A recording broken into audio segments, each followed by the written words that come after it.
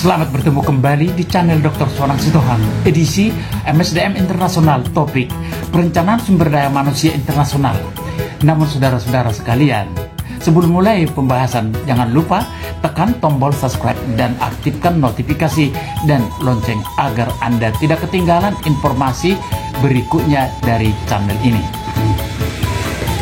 Latar belakang. Dalam era industrial 4.0 menuju industri 5.0 dan persaingan bisnis yang semakin ketat, perencanaan sumber daya manusia internasional menjadi kunci strategis untuk memastikan perusahaan multinasional corporation memiliki sumber daya manusia yang berkualitas dan berkompeten dalam mencapai tujuan perusahaan. Perencanaan sumber daya manusia adalah memenuhi kebutuhan tenaga kerja di perusahaan, menghitung kebutuhan personil headcount di setiap divisi, serta mengenali jenis keterampilan yang dibutuhkan perusahaan akan membantu mencegah kekosongan jabatan. Perencanaan sumber daya manusia adalah proses strategi yang melibatkan pemahaman dan peramalan, analisis dan pengembangan terhadap kebutuhan sumber daya manusia dalam suatu perusahaan multinasional corporation untuk memastikan bahwa perusahaan multinasional corporation memiliki jumlah, jenis, dan kualitas sumber daya manusia, yaitu para ekspatriat yang sesuai dengan kebutuhan saat ini dan masa mendatang. Perencanaan sumber daya manusia internasional melibatkan identifikasi kebutuhan ekspatriat. Ya, dan dalam perencanaan sumber daya manusia, langkah awal yang penting adalah melakukan analisis kebutuhan tenaga kerja. Hal ini melibatkan identifikasi jumlah ekspatriat yang akan dibutuhkan, posisi-posisi yang harus diisi, serta kualitas dan kompetensi yang dibutuhkan untuk setiap posisi.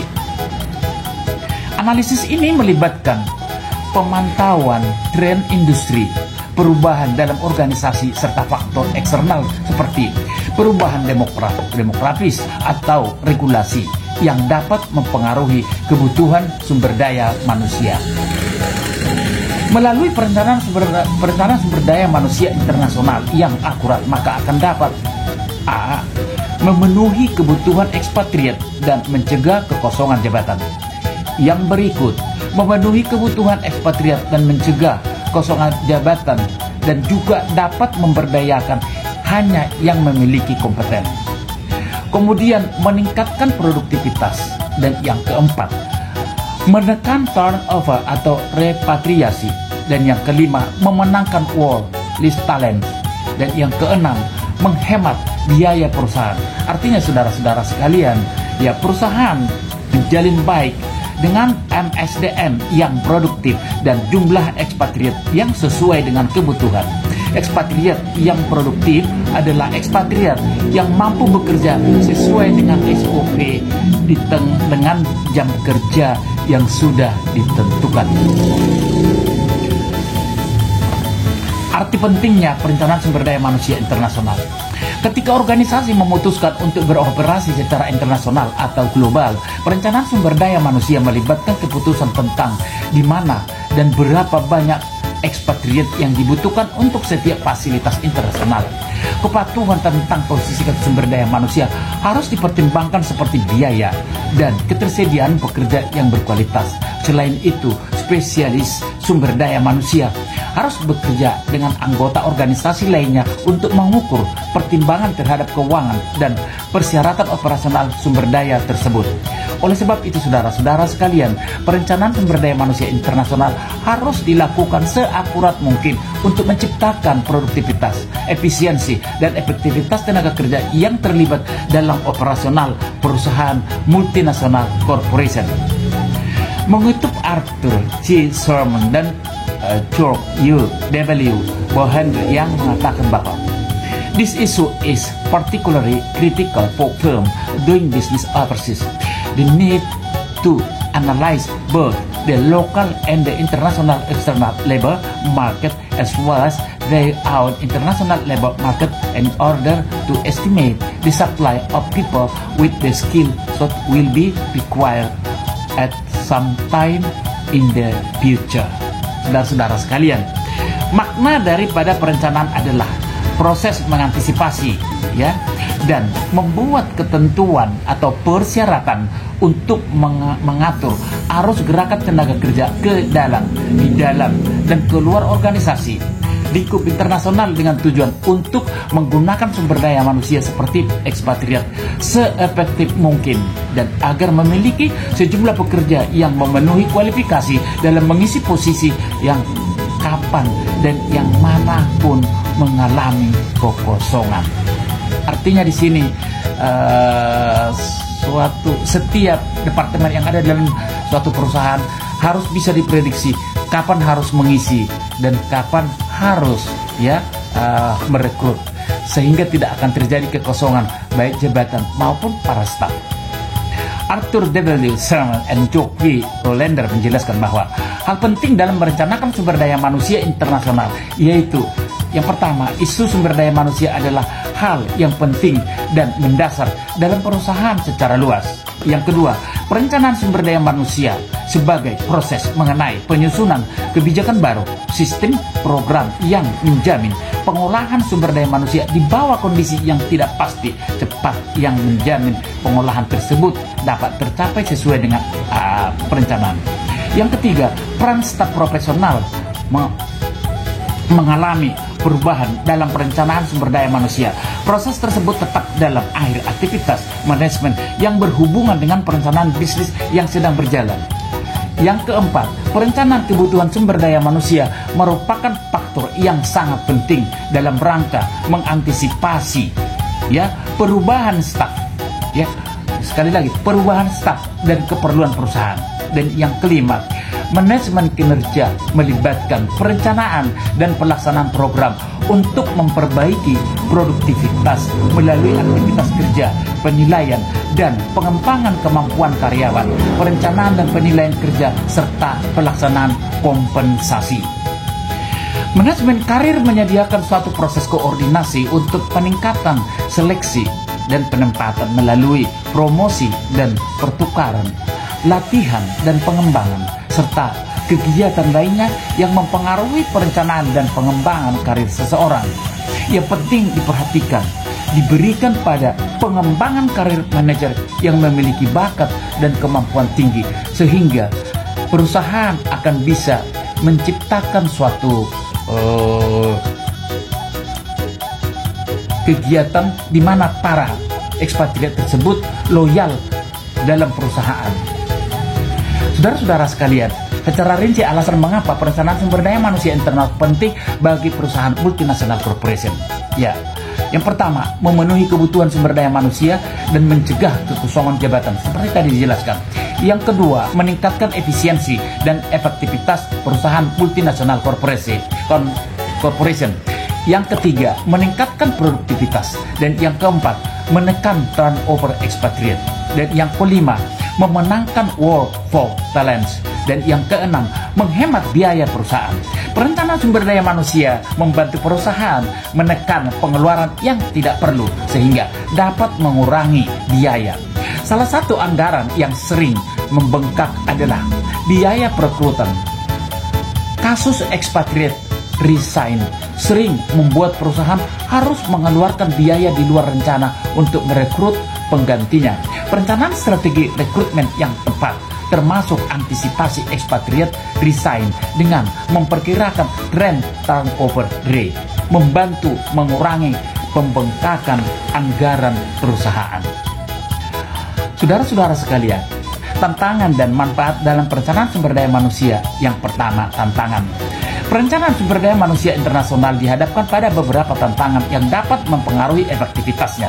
Salah satunya adalah perubahan lingkungan bisnis yang dinamis, persaingan yang semakin ketat, perkembangan teknologi, perubahan regulasi atau tren industri yang berubah dapat mempengaruhi kebutuhan tenaga kerja, baik jangka pendek maupun jangka panjang.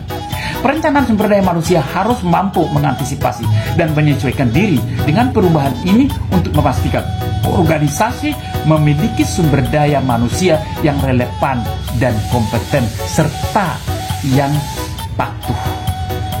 Ketidakpastian, ya, peramalan juga merupakan tantangan dan dalam perencanaan sumber daya manusia. Memprediksi kebutuhan tenaga kerja yang di masa depan bukanlah tugas yang mudah. Faktor seperti fluktuasi pasar, perubahan kebijakan pemerintah, atau perkembangan teknologi dapat mempengaruhi peramalan sumber daya manusia, baik untuk jangka pendek maupun jangka panjang.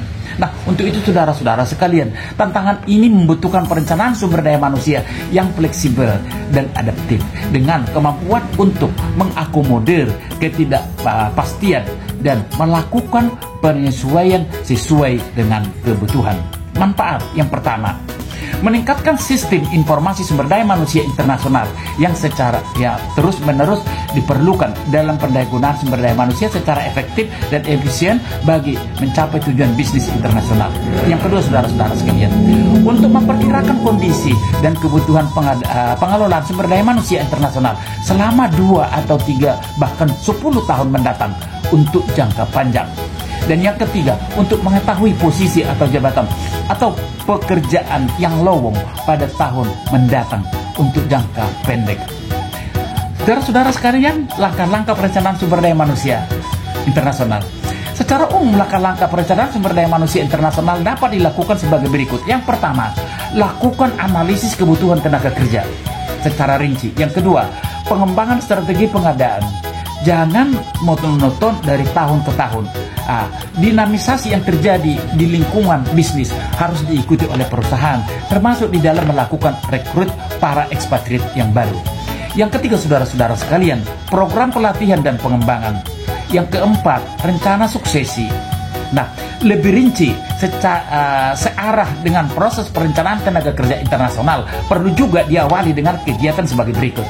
Saudara-saudara sekalian, yang pertama, identifying top management potential early. Yang kedua, identifying critical success factors for future international managers. Yang ketiga, providing developmental opportunities. Dan yang keempat, tracking and maintaining commitments to the individual in international career paths. Dan yang kelima, trying strategy business planning to human resources planning and vice versa. Yang keenam, dealing with multiple business unit while attempting to achieve globally and regionally focus, in example European, Asian, dan masing-masing strategi untuk wilayah-wilayah yang dituju. Sistem perencanaan sumber daya manusia internasional. Yang pertama, dalam merencanakan saudara-saudara sekalian, dalam merencanakan sumber daya manusia internasional baru dapat dilakukan dengan baik dan benar jika informasi tentang job analysis, organisasi, dan situasi persediaan sumber daya manusia. Sisi perencanaan sumber daya manusia pada dasarnya meliputi perakiraan atau estimate, permintaan atau kebutuhan, dan penawaran atau penyediaan sumber daya manusia. Estimasi permintaan sumber daya manusia dapat dibagi dengan dua cara yang sebagai berikut. Yang pertama, estimasi supply internal. Hal ini dilakukan untuk menghitung karyawan yang ada atau ekspatriat yang ada saat ini, tetapi juga mengaudit untuk mengevaluasi kemampuan-kemampuan mereka. Nah, informasi ini menegaskan dan menugaskan pada karyawan tertentu untuk mengisi lowongan pekerjaan di waktu yang akan datang. Dan yang kedua, saudara-saudara sekalian, estimasi supply eksternal maupun internal. Tidak setiap lowongan yang terpenuhi dapat langsung persediaan sumber daya manusia. Kebutuhan sumber daya manusia yang harus dipenuhi dari sumber supply eksternal dapat diperoleh dengan menganalisis pasar tenaga kerja atau labor market. Selain perlu pula memperhatikan tren, kondisi, kependudukan atau demografis dan sistem masyarakat terhadap perusahaan atau lembaga lainnya. Di sini yang dimaksud adalah sikap para masyarakat terhadap perusahaan lembaga lainnya. Kita bisa merasakan. Nah, dengan adanya tadi kita memahami sikapnya seperti apa, maka kita akan bisa membuat suatu keputusan. Saudara-saudara sekalian, karakteristik sumber daya manusia yang kompetitif. Perlu kita pahami, keunggulan kompetitif dalam sumber daya manusia yaitu mengenai kemampuan yang diperoleh melalui karakteristik dan sumber daya sesuatu untuk memiliki kinerja yang lebih tinggi. Ya, dibandingkan organisasi atau lembaga pendidikan lain pada industri atau pasar yang sama. Di sini dimaksud itu pada perusahaan lain, ya. Nah, yang pertama, memiliki kemampuan menjaring, mengolah, dan memanfaatkan informasi dalam mencari peluang bisnis yang menguntungkan. Yang kedua, memiliki kemampuan merespon secara tepat. Dan yang ketiga, mampu menghindari atau memperkecil risiko dalam pelaksanaan keputusan. Dan yang keempat, mampu mengendalikan cost benefit ratio yang menguntungkan. Nah, saudara-saudara sekalian, mari kita lihat faktor-faktor yang mempengaruhi perencanaan sumber daya manusia internasional. Memilih ekspatriat dalam pasar tenaga kerja global. Keputusan organisasi ini untuk mempekerjakan imigran untuk bertugas akan tergantung ke beberapa prinsip dasar seleksi. Ya, pemilihan karyawan atau ekspatriat untuk petugas harus mencerminkan kriteria sebagai berikut. Yang pertama, kompetensi atau keahlian di wilayah tersebut. Yang kedua, kemampuan untuk berkomunikasi secara verbal dan non-verbal di negara asing. Yang ketiga, fleksibilitas, toleransi, ambiguitas, dan kepekaan terhadap perbedaan budaya. Ini sangat penting, saudara-saudara sekalian. Dan yang keempat, motivasi untuk sukses dan kenikmatan tantangan. Dan yang kelima, kesediaan. Maksudnya di sini saudara-saudara sekalian, kesediaan ekspatriat yang dimaksud untuk belajar tentang negara asing, budaya, bahasa, dan adat istiadat, dan dukungan dari anggota keluarga. Saudara-saudara sekalian, kalau hanya mengharapkan dari perusahaan yang akan memberikan motivasi agar seseorang ekspatriat itu mampu cepat beradaptasi terhadap lingkungan, akan lambat. Nah, untuk itu diharapkan hampir semua yang ada berdasarkan hasil penelitian di dunia ini yang menginginkan ekspatriat yang bisa secara mandiri beradaptasi terhadap lingkungan kerja atau budaya kerja di mana ekspatriat tersebut bekerja. Hasil penelitian beberapa tahun yang lalu menunjukkan bahwa faktor yang paling kuat mempengaruhi apakah karyawan menyelesaikan tugas dengan baik adalah faktor pasangan dan keluarga. Kepribadian juga memungkinkan penting. Ya, penelitian telah menjelaskan bahwa suksesnya tugas di luar negeri yang paling sering terjadi adalah antara karyawan dengan ekstrovert. Ya, menyenangkan dan teliti, kualitas fleksibilitas, motivasi, keramahan, dan hati nurani juga sangat penting karena tantangan yang dialami adalah dalam memasuki budaya lain seringkali terjadi culture shock. Karyawan tersebut atau ekspatriat tersebut bisa merasakan kekecewaan dan ketidaknyamanan yang terjadi selama proses penyesuaian diri dengan budaya baru dan norma, nilai, dan perspektif yang ada. Faktor eksternal, faktor ekonomi nasional dan global, faktor sosial, politik, dan hukum, teknologi, dan pesaing.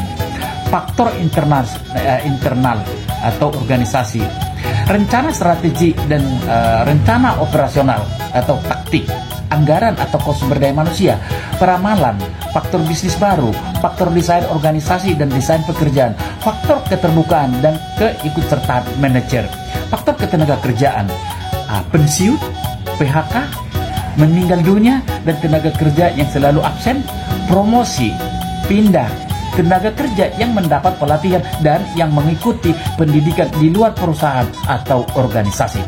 Saudara-saudara sekalian, ada lagi faktor lain yang tidak kalah pentingnya, yaitu pasar tenaga kerja, prestasi kerja, waktu yang tersedia untuk mencapai sasaran atau tujuan bisnis jangka pendek, faktor demografi, faktor supervisi, dan faktor staf pendukung, yaitu faktor lokasi.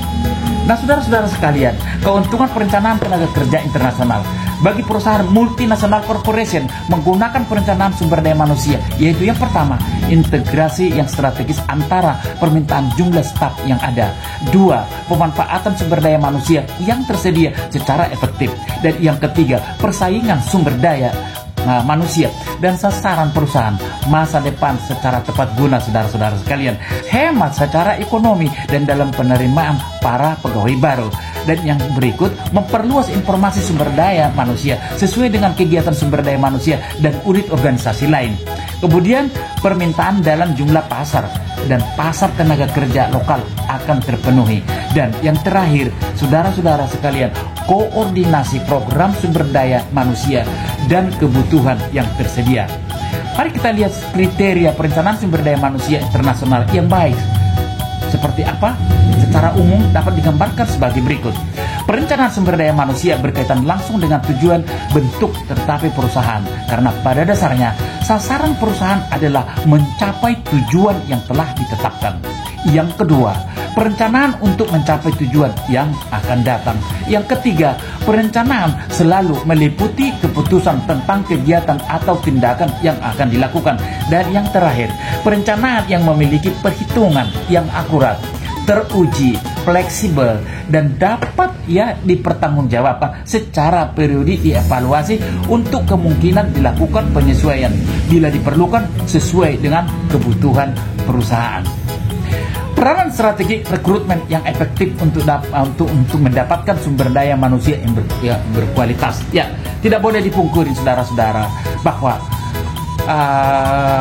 smart dalam melakukan rekrutmen akan berdampak terhadap perolehan sumber daya manusia, yaitu calon ekspatriat yang akan dipekerjaan pada perusahaan multinasional corporation.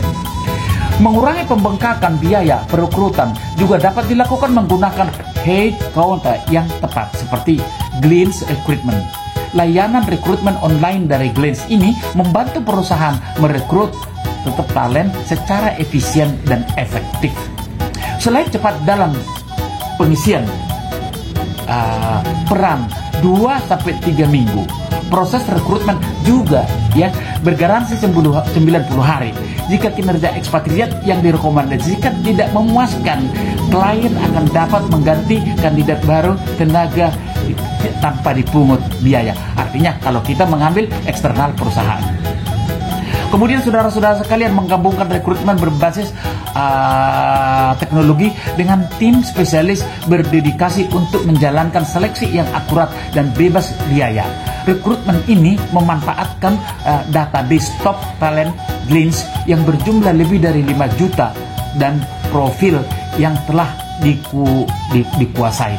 Kami hanya akan merekomendasikan kandidat hasil seleksi yang paling memenuhi kriteria job description.